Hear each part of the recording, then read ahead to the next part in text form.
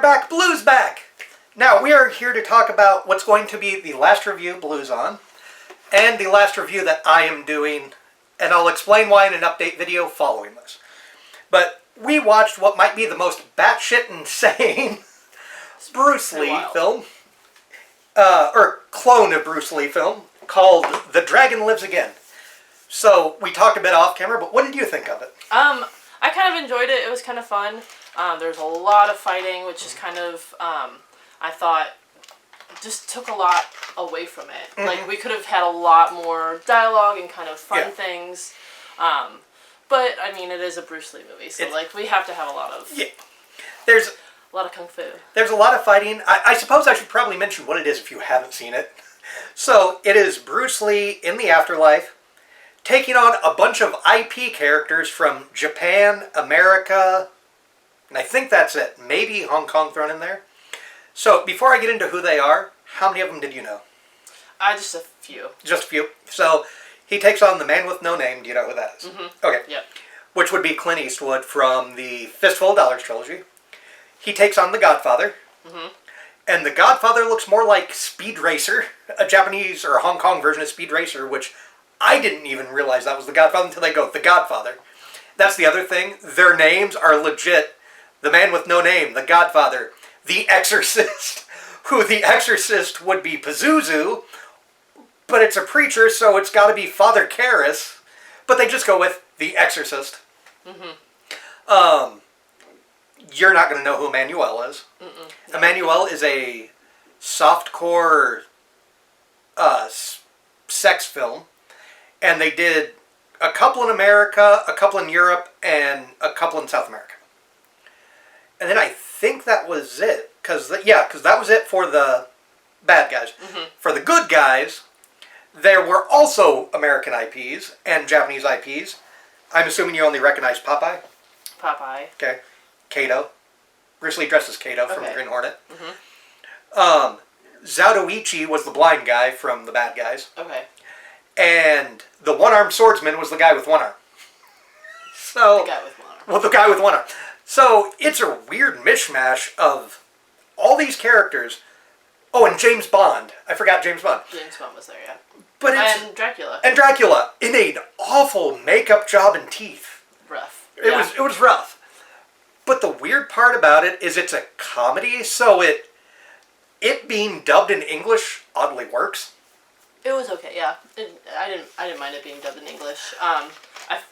It was rough watching with all of the issues they had with the film in restoring it and all that, but it was kind of interesting though to also see that. Yeah, the film is in rough shape because they said the original negative, I think they said, is destroyed. Mm-hmm. Or actually they tried to use it but they couldn't get it. They couldn't preserve it. So what you have is what you get with it. It is a comedy more than any of them. There's way more sex jokes than I was expecting. Yeah. And way more nudity than I was expecting. It's not anything like... Not like the, 20 minutes of girls dancing topless with that one? No reason. For no reason.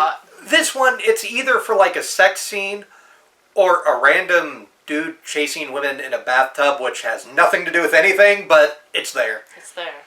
It's this weird thing where it's kind of disrespectful to Bruce Lee, because this came out shortly after he died, but yet it's also entertaining enough not to be as boring to me as, like, the first two we did, where, like, it's insane because the minute, at least for me, the minute that I start to be like, this is getting boring, wait, Dracula shows up, or James Bond shows up. Yes.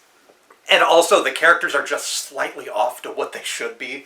Like, the Clint Eastwood Man with No Name character, instead of having a big cigar, has like this tiny little, it looks like a piece of hay.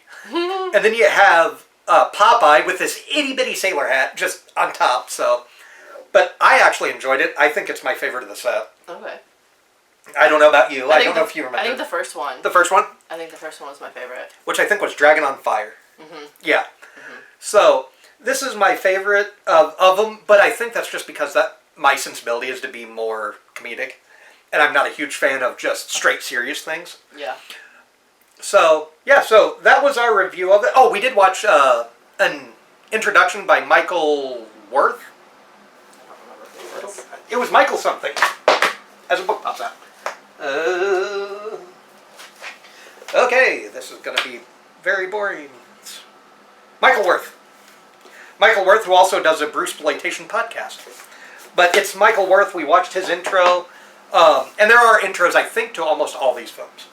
But he gave some good background, which Blue said she absolutely enjoyed. Mm-hmm, yeah. So, That's good.